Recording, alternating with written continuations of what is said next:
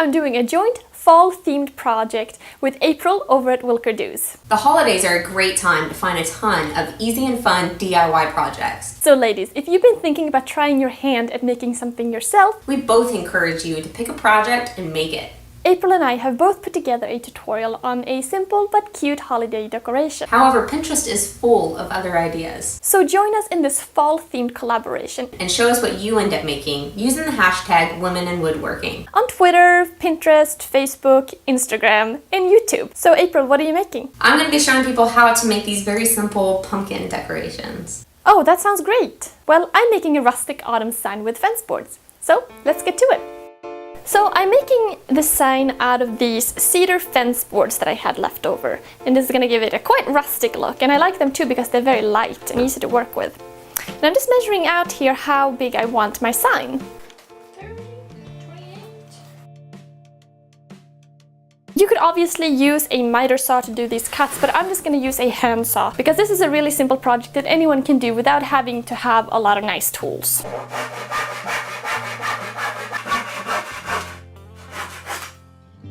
Now let's see what this would look like here. Perfect. So to connect these boards together, I'm just gonna nail a board on the back. I'm using 1 3/4 inch exterior nails because, I don't know, I might put the sign outside. And I'm just hammering them in at an angle.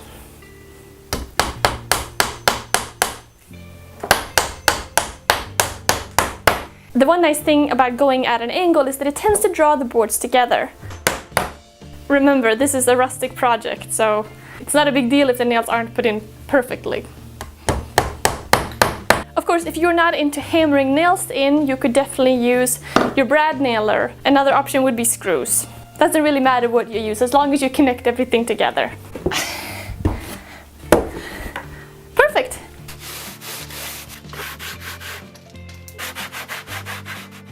To paint my sign, I'm gonna make my own milk paint.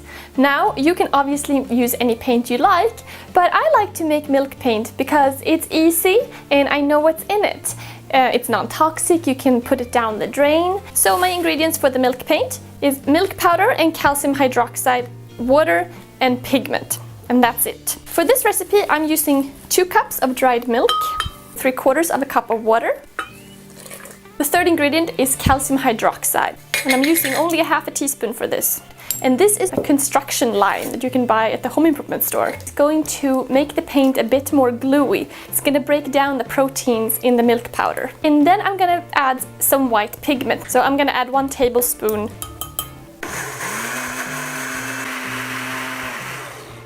Now what's great with mixing your own paint is that if it's too thick, you can add more water. If it's too loose, you can add more milk powder. This looks pretty good.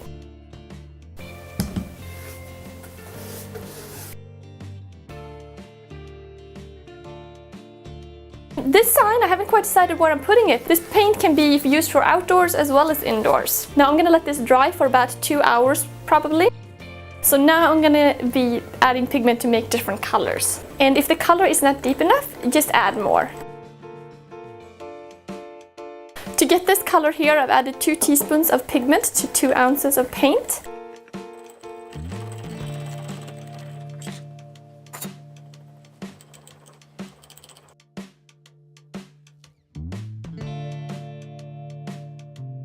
So this is kind of the design I'm going for. Sketch out with a pencil basically where I want to print each word. After sitting, the milk paint becomes a little thicker, which is actually quite perfect when you write letters, because then you don't want it to be too thin.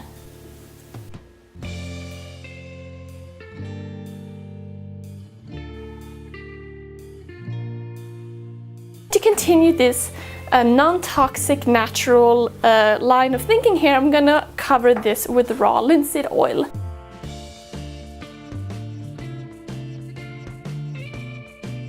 Milk paint is also a porous paint, so it soaks right through. So it's nice to add some kind of protection on top of it. Here is the finished sign. It's quite rustic, which is what I was going for. I like how the base cover, the milk paint, didn't like cover it completely, so you can kind of see the wood shine through. And of course, it's always fun to paint words like this in different letters and kind of play around with it because you can really put anything you want on here. So this was a fun collab with April. Don't forget to head over to her channel and check out her project. There's a link below to check out her site. And also don't forget, use the tag Women in Woodworking if you are trying your hand at making something and you want to share it with us. I'm Linn over at the Darbin Orvar channel. Thanks for watching. For more detailed instructions, check out the link below for a tutorial. I put out weekly videos, so don't forget to subscribe and follow me on Twitter at Darbin Orvar. And for some more inspiration, check out some of these projects. Thanks for watching.